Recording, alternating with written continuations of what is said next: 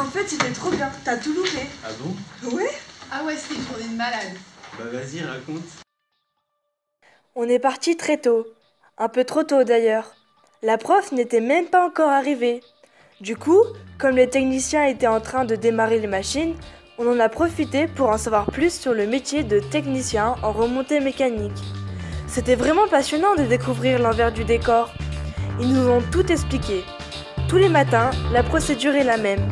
Avec le tableau de commande, on débarre les moteurs qui font tourner le câble.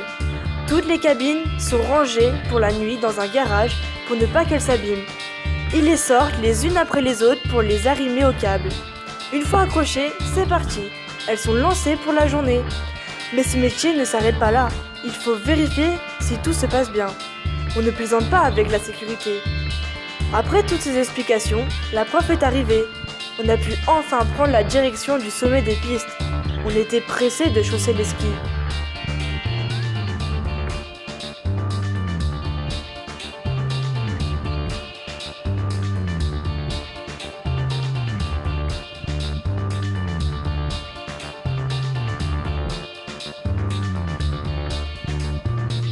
Mais avant de pouvoir s'éclater sur les pistes, il fallait acheter nos forfaits. La prof nous a regroupés pour nous dire qu'elle allait les chercher. Elle a confié à Mélissa la responsabilité du groupe en lui disant de bien faire attention. La prof s'est éloignée, mais Mélissa ne l'a pas vraiment écoutée. Une fois qu'elle avait le dos tourné, on en a profité pour faire une bataille de boules de neige. On s'est bien amusé. À la fin de la journée, on s'est inquiété. Il manquait la prof et Mélissa. J'étais sûre qu'elle avait fait encore une bêtise.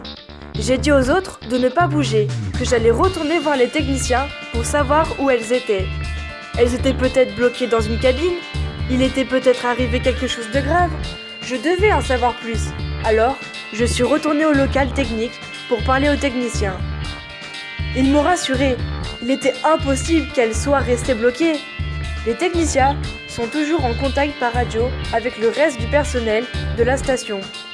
Ils font vraiment attention à tout. En fait, elles étaient déjà au pied des pistes. La prof et Mélissa nous attendaient auprès du bus. Oh bah alors ça m'étonne pas, c'est bien Mélissa. Hein.